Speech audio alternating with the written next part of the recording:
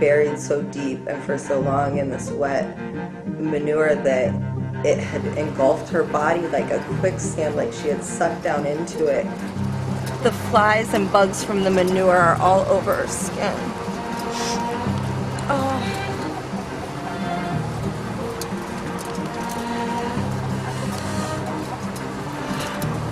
Her breath was really shallow,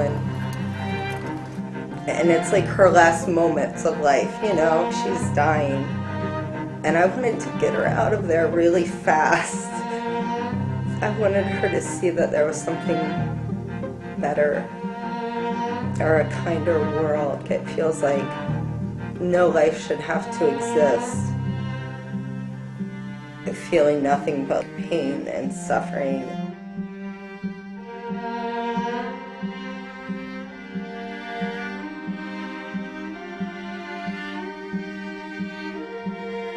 We've rescued a number of hens during the course of our investigation, but one case really sticks out to me in particular, and this is a case that illustrated to me just how expendable and just how replaceable these animals are.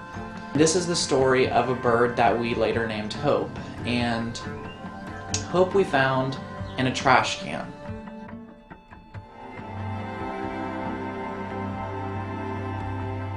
She was waiting to die, and had we not been there, if we had not come to her aid, she would have slowly slipped away on top of others of her kind that had already died, that had already passed away.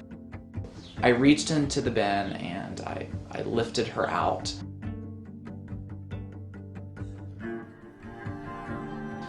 And we took her to a veterinarian to be treated. Today, Hope lives on just a wonderful farm sanctuary. Hey, how are you? It's good to see you. It's a beautiful day. It is. I got a phone call that a chicken was rescued from a garbage container in one of these horrible factory farms, and she needed a place to go after they saved her and took her to the vet. And I'm like, yeah, bring her over, you know, bring her right away.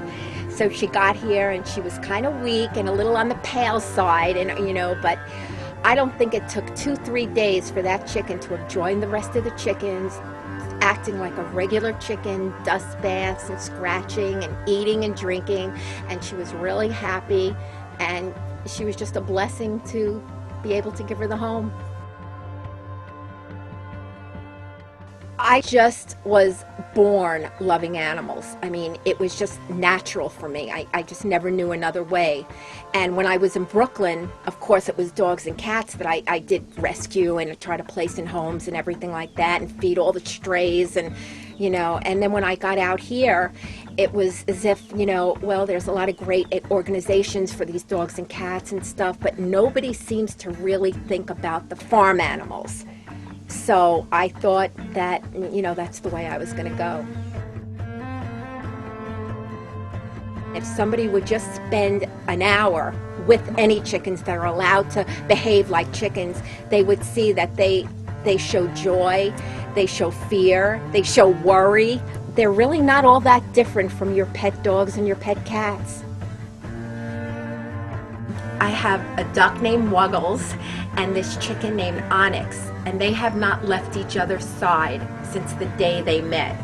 Where you see that duck, you see that chicken. They are just a bonded pair.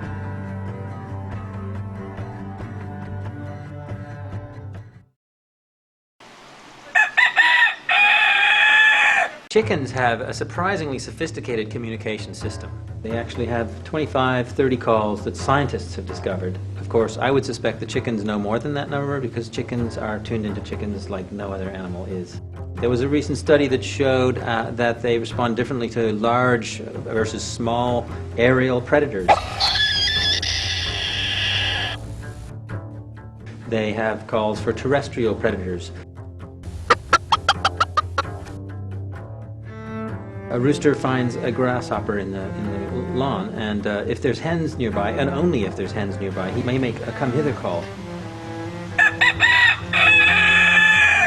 forego eating the grasshopper for himself. Hen knows the call. She comes running. He points it out. It looks very gallant. And if she finds it, she's the grasshopper. Well, what's in it for him? Well, of course, he's probably buying credit for maybe a mating opportunity next week. Well, that requires long-term memory. It requires individual recognition. So just that call and its dynamic by itself indicates pretty sophisticated communication in the chicken. One of the behaviors that you never see in a chicken in a battery cage is perching. But if you go to a sanctuary where you've taken chickens who've been bred for generations in captivity and they've been rescued, and suddenly they have trees available to them, up they go. If you watch chickens long enough, it's easy to see that they enjoy things and they also have things they don't like. If they have senses, they have feelings, they run towards a food item that's offered to them, they're anticipating the reward, they're looking forward to the pleasure of it, as we would.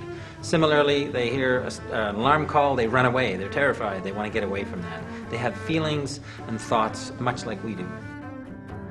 We have the old expression bird brain. For a long time, until very recently, it was thought that birds really had very little part of their brain that was devoted to anything other than instinct.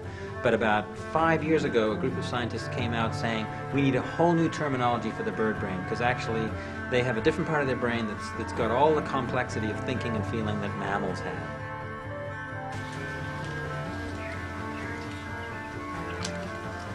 The ancestor of the modern-day chicken is actually the red jungle fowl. This is a bird that looks much like a chicken, a different plumage color, lives in big, huge jungles in Southeast Asia with complex trees. They fly up to perch.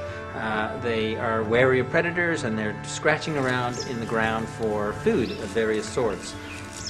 Studies of chickens and other species find that despite hundreds of generations in captive artificial environments, they retain all of the behaviors and needs that their ancestors had.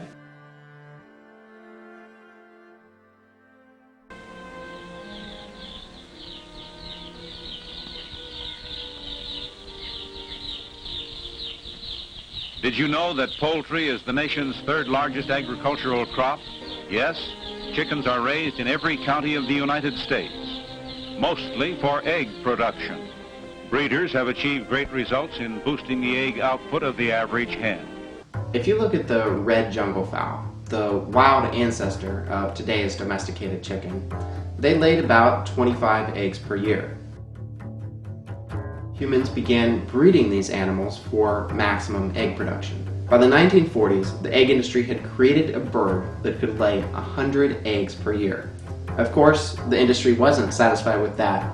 Today's birds now lay an average of 260 eggs per year, about 10 times the number of eggs originally laid by their ancestors.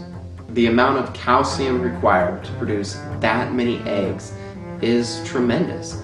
So the birds are just cranking out egg after egg after egg. They're constantly depleting their calcium supplies.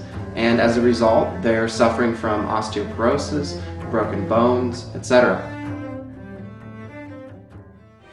The A&P Food Stores, the nation's largest poultry retailers, offered to sponsor a contest for the development of superior meat-type chickens.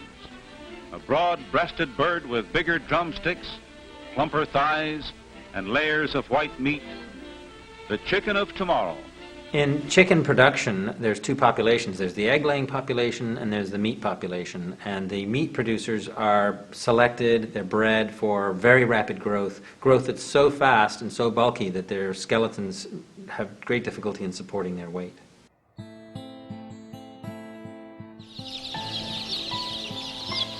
A male chick's never going to lay an egg, so male chicks are discarded in egg-laying operations.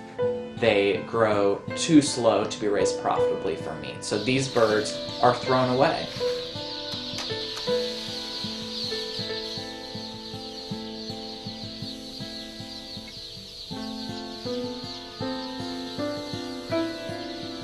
Within a couple of days of hatching, the baby birds are taken to be sexed. A factory worker picks up these birds, tossing the males roughly off to be disposed of, or tossing the females into the group that's going to be allowed to survive. They may be tossed into essentially a giant Waring blender, a giant food processor, to be macerated and crushed alive.